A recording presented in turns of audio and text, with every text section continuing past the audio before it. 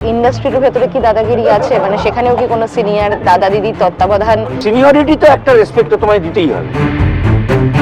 তুমি বাস্তব জীবনে কতখানি দাপটের সঙ্গে কোনো কিছু করো আর কতটা নরম ভাবে এগুলো? আমি নরম ভাবে করাতেই বিশ্বাসী। আমি কারোর সঙ্গে খুব বেশি ঝগড়া করতে পারি না।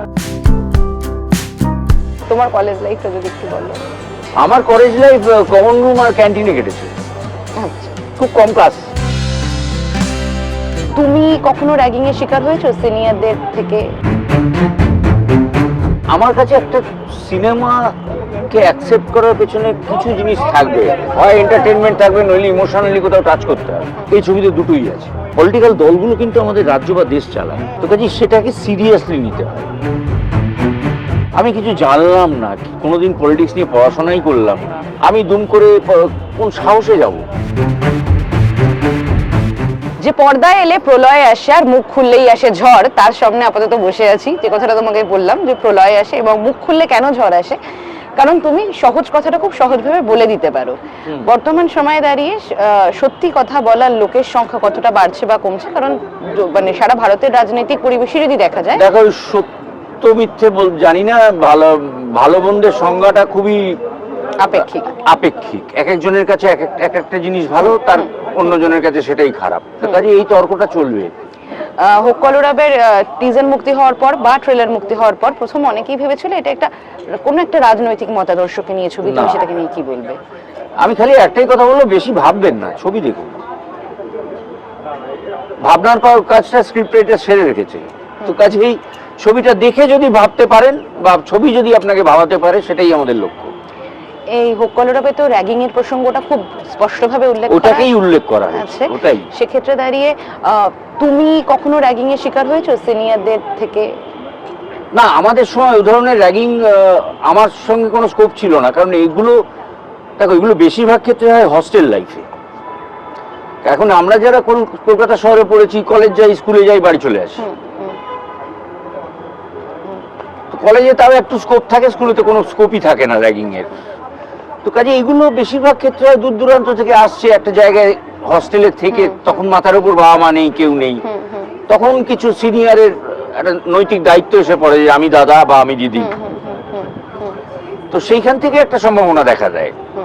র্যাগিংটা একটা ক্রাইম, কিন্তু এটা যারা করে তাদের মনের মধ্যে কোথাও একটা ওই সেই সময় দাঁড়িয়ে ওই দাদাগিরি ফলানোর একটা প্রবণতা, এটা কি নিরাময়যোগ্য বলে তোমার মনে হয়? সেটা ডিপেন্ড করছে সে কোন ফ্যামিলি থেকে আসছে। তাকে যদি ছোট থেকে দাবিয়ে রাখা হয় বাড়িতে, বড়দের সঙ্গে কথা, বড়দের সামনে একদম মুখ খুলবে না, ছোট ছোটর মতো থাকো, এবার সেটা যদি রোজ তাদের শুনতে হয়, এবং সে তো চাইবে কবে আমি বড় হব,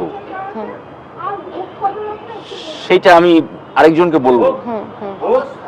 তো এইটা হিউম্যান সাইকোলজি। তো সেক্ষেত্রে দাঁড়িয়ে এক্ষেত্রে তুমি তোমার বড় হওয়াটা যদি একটু বলো, যে কারণে তোমার সঙ্গে তোমার জুনিয়ররা খুব সহজে মেশে, বা যদি আমরা হিয়াকেও দেখেছি, হিয়া সবার সঙ্গে, মানে এটা সাংবাদিক, এটা বাড়ির শিক্ষা দীক্ষার উপর নির্ভর করে। এটা পার্টিকুলার এই স্টুডেন্টের উপর নির্ভর করছে না সে কিরাম হবে। সে কিরাম হবে সেটা ডিপেন্ড করছে তার বাড়ির শিক্ষার উপর। তো কাজে আমরা খুব খোলা মনে বড় হয়েছি, আমার মেয়েও তাই হয়েছে, কাজে আমাদের কোনো অসুবিধা হয় না। কিন্তু ইন্ডাস্ট্রির ভেতরে কি দাদাগিরি আছে, মানে সেখানেও কি কোনো সিনিয়র দাদা দিদির তত্ত্বাবধান কোথাও না কোথাও গুরুত্বপূর্ণ ভূমিকা পালন করে? আমি তো সেভাবে ফেস করিনি, কাজে আমি বলতে পারবো না। কিন্তু সিনিয়রিটি তো একটা রেসপেক্ট তো তোমায় দিতেই হবে। কেউ যদি তোমার সিনিয়র আসে, তার ডিউ রেসপেক্টটা পাওয়ার যোগ্য। তো কাজেই সেটা তো থাকবে, সিনিয়রিটি তো থাকবেই, কিন্তু র্যাগিং জিনিসটা আমার মনে হয় না মানে আমাদের ইন্ডাস্ট্রিতে কিছু আছে বলে। দাদা, তারও সঙ্গে আমরা দেখেছি আমাদের প্রত্যেকের জীবনের কিছু সিনিয়র আছে যাদের মতন আমরা হতে চাই, বা মানে আমরা প্রত্যেকেরই জীবনে কাউকে না কাউকে দেখে হয়তো এগোই। এটা যেমন আছে, ঠিক সেরকম কিছু সিনিয়র আমাদের শেখায় যে এদের মতন যেন আমরা না হয়ে যাই। মানে তারা মানে আমাদের বড় হওয়ার সঙ্গে তাদের কথাটা যখন আসে, ট্রমা আসে মনের সামনে, অনেক এমন চলে আসে। এই ক্ষেত্রে তুমি কিভাবে সেটা আলাদা করো, বা তুমি খারাপ সিনিয়র, ভালো সিনিয়র বয়সে, মানে? আমি অত ভাবি না, আমি একটা জিনিস সোজা ভাষায় বুঝি, আমি যেরকম হব আমি সেরকম ব্যবহার পাবো, এইটা আমি বিশ্বাস করি। তুমি যদি কারোর সঙ্গে খারাপ হও, ও তোমার সঙ্গে খারাপ হবে, আজ না হোক, যেদিন ওর সময় হবে সেদিন হবে। তো কাজেই তুমি যেভাবে থাকবে সেইভাবেই তুমি অন্যের থেকে সেই অ্যাটিটিউডটা পাবে। আমরা কথায় বলে থাকি যে ভালোবাসা সমস্ত কিছুকে নাকি হিল করে দিতে পারে, কিন্তু যদি এই গল্পেই তোমার চরিত্রটাকে দেখি তাহলে সে যথেষ্ট দাপটের সঙ্গে সমস্যাটাকে সমাধান করার চেষ্টা করছে। তুমি বাস্তব জীবনে কতখানি দাপটের সঙ্গে কোনো কিছু করো আর কতটা নরম ভাবে এগোনো? আমি নরম ভাবে করাতেই বিশ্বাসী। আমি কারোর সঙ্গে খুব বেশি ঝগড়া করতে পারি না, আমি চুপ হয়ে যাই বা সরে যাই ওখান থেকে, কারণ আমি চাই না কারোর গায়ে হাত তুলতে। তো কাজেই আমি অ্যাভয়েড, মানে ঝামেলা টামেলা দেখলে আমি একটু হয়তো বোঝানোর চেষ্টা করি, যদি না বোঝে অ্যাভয়েড। হোক কলরবের গল্পে যদি বলা হয় তাহলে হোক কলরবে এতগুলো ইয়াং ছেলে, আরে বাপরে চাবুক সব এক একটা, চমকে যাবেন আপনারা। ইয়াং ছেলেপুলোকে দেখলে আপনারা জাস্ট চমকে যাবেন। মানে আমার অভিনয় করতে গিয়ে ভয় লেগেছে এত বছরের এক্সপিরিয়েন্স সত্ত্বেও। তুমি রাজ চক্রবর্তীকে নিয়ে বলেছিলে রাজ চক্রবর্তী স্টার মেকার, সেখানে একদমই তাই। সেখানে দাঁড়িয়ে এতগুলো, এখন যেহেতু বেশিরভাগ ক্ষেত্রে দেখা যায় তারকা নির্ভর ছবি, সেক্ষেত্রে দাঁড়িয়ে এতগুলো ইয়াং মাইন্ডকে নিয়ে কাজ করা, এটা তো এবং ইন্ডাস্ট্রির ওটাও সাহস যে নতুনদের আনবো। ওরম ভাবে নতুনকে চান্স আর কেউ দেয় না, নতুনদের চান্স যেটা রাজ দিয়েছে। তো কাজেই এটা ডেফিনেটলি মানে রাজ চক্রবর্তীকে আমি সব থেকে বড় স্টার বলবো, যার গাটস আছে স্টার মেকিং এ। এই সময় দাঁড়িয়ে হোক কলরবের মতন গল্প, এর আগে আমরা র্যাগিং এর গল্প দেখেছি, হিন্দিতে দেখেছি, কিন্তু বাংলায় এরকম অনেক গল্প আমরা হিন্দিতে হিন্দিতে দেখেছি, আমরা 3 ইডিয়টস দেখেছি, আমরা ছিছোরে দেখেছি। বাংলায় এই সাবজেক্টে কোনোদিন অ্যাড্রেস করা হয়নি। সেটাই বলছি, এটা এতটা ডিলে কেন হলো? কারণ আমাদের তো বাংলায় সাহিত্য, উপন্যাস বলো এতটা ডিলে হলো তো সবসময় তো বিভিন্ন সাবজেক্ট নিয়ে মানুষ ভাবে, এটা নিয়ে ভেবেছে। একটা সময় দেখা যাচ্ছিল পরপর থ্রিলার ধর্মী ছবি বেশি হচ্ছে, সে জায়গাটা থেকে এখন আরো মানে অনেক রকমের ছবি হচ্ছে। তো কতখানি পরিবর্তনের জায়গাটা দেখছো, এবং মানুষ, যেহেতু তুমি মানুষের সঙ্গে খুব সোললি কানেক্টেড থাকো, মানুষ কিভাবে গ্রহণ করছে দেখছো? হ্যাঁ, আমার কাছে একটা সিনেমাকে অ্যাকসেপ্ট করার পেছনে কিছু জিনিস থাকবে, হয় এন্টারটেনমেন্ট থাকবে, নইলে ইমোশনালি কোথাও টাচ করতে হবে। এই ছবিতে দুটোই আছে, মানে যা ইমোশন আছে পুরোটা থ্রু এন্টারটেনমেন্ট আছে। এবং আমি যদি খুব ভুল না হয়ে থাকি, শেষে গিয়ে কেঁদে ফেলবেন দর্শক। বছরে একটা সময় অনেকগুলো ছবি হতো, সেখান থেকে ছবির সংখ্যা কমেছে। বেটার হয়েছে একদিক থেকে, আমি বলবো যে অ্যাটলিস্ট বেটার শো টাইম পাবে তো কিছু ছবি। বেশি হয়ে গেলে কি হয়, সব ছবিকে তো জায়গা দেওয়া যায় না, কটা শো করবে দিনে তুমি? আর এখন সিঙ্গেল স্ক্রিনও নেই যে একই ছবি আমি 3টে শো চালালাম, যেটা আমাদের সময় ছোটবেলায় ছিল। কাজে আমার যে ছবিটা দেখতে ভালো লাগছে সেটা হয়তো 9:30 সকালবেলা শো দিয়ে দিল, আমি 9:30 কি করে যাবো সিনেমা দেখতে? যা হচ্ছে ভোগ, ইন্ডাস্ট্রি ভালোর জন্য হলেই হলো। এর পাশাপাশি যে প্রশ্নটা অবশ্যই তোমাকে করতে হয়, যে তোমাকে কখনোই টলিউড ইন্ডাস্ট্রিকে নিয়ে বা বিভিন্ন তারকাদের নিয়ে কথা হয় যে কোনো রাজনৈতিক দলের ছাতার তলায় চলে আসা, কখনো তুমি সেটা আসোনি? মানে এটা কি খুব কনসিয়াসলি নেওয়া ডিসিশন? হ্যাঁ, আমি বিশ্বাস করি আমি যদি একজন শিল্পী হই, এটা আমার বিশ্বাস।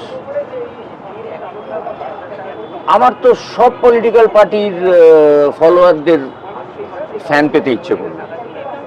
আমি একটা পলিটিক্যাল পার্টির আন্ডারে চলে গেলে বাকিরা যদি আমায় ভুলে যায়, ছেড়ে দেয়, আমার ছবি না দেখে। আমার মেন প্রফেশন তো ওটা, আমি তো সমাজে অভিনয় করে আমার স্থান করেছি, তো সেখান থেকে নড়বো কেন যদি না আমার কাজ না থাকে? তখন আমার কেউ কাজ দিচ্ছে না, এটা কিছু প্রফেশন ধরতে হয় দেখি। কিন্তু যে কোনো জিনিস আমি বলছি, পলিটিক্স একটা খুব ইম্পর্টেন্ট জায়গা। পলিটিক্যাল দলগুলো কিন্তু আমাদের রাজ্য বা দেশ চালায়, তো কাজে সেটাকে সিরিয়াসলি নিতে হয়। আমি কিছু জানলাম না, কোনোদিন পলিটিক্স নিয়ে পড়াশোনাই করলাম না, আমি দুম করে কোন সাহসে যাব? আর আমি ওটা করতে পারবো না যে আমাকে যা বলা হবে আমায় সেটা করতে হবে, ওটা আমার দ্বারা হবে না কোনদিন। তো কোথাও না কোথাও তুমি বলছো যে এরকম যেসব যারা রাজনৈতিক দলের কোনো ছাতার তলায় আছে, আমি আমার বিশ্বাসটা বললাম, আমার ধারণাটা বললাম। বিভিন্ন মানুষের বিভিন্ন বিশ্বাস, বিভিন্ন ধারণা। তোমার নামটা নিয়ে প্রথমে এই সিনেমাটার ক্ষেত্রে একটা কন্ট্রোভার্সি তৈরি হয়, তুমি সেটা সম্পর্কে সম্ভবত অবগত, যদি তুমি সেটা একটু বলো। যে কারণ রাজ চক্রবর্তী ক্লিয়ার করে দিয়েছিলেন এরকম। ছবিটা দেখলেই বুঝতে পারবেন মানুষ, আমার কিছু বলতে হবে না। কিন্তু যখন প্রথম এই নামটা তোমাকে বলা হয়েছিল, তোমার প্রথম ইনিশিয়াল রিঅ্যাকশন? না, আমি স্ক্রিপ্টটা শোনার পরে বুঝেছিলাম, কেন এখানে এই ছবিতে একটা ডায়লগ আছে, একজন কে এই ক্ষুদিরাম চাকি বলছে, ভদ্রমহিলা যখন বলছেন যে আপনি এরকম কথাটা আমায় বলতে পারলেন, কি করবো বলুন ম্যাডাম, আমার নামই ডাবল ডেয়ারিং, ক্ষুদিরাম বসু প্রফুল্ল চাকি। অপুদা, তুমি এর আগেও পুলিশের চরিত্রে নানাভাবে অভিনয় করেছো, সেক্ষেত্রে এই পুলিশটা আবার ইয়াং মাইন্ডেড করেছে, তাকে কি কি করতে হলো, মানে এই চরিত্রটার জন্য কি কি? তার জন্য তো ছবিটা দেখতে হবে, সব কথা যদি এখানে বলে দিই মানুষ কেন যাবেন হলে? বেশ, চমকটা থাক না, 23 তারিখের পরে সব পরিষ্কার হয়ে যাবে।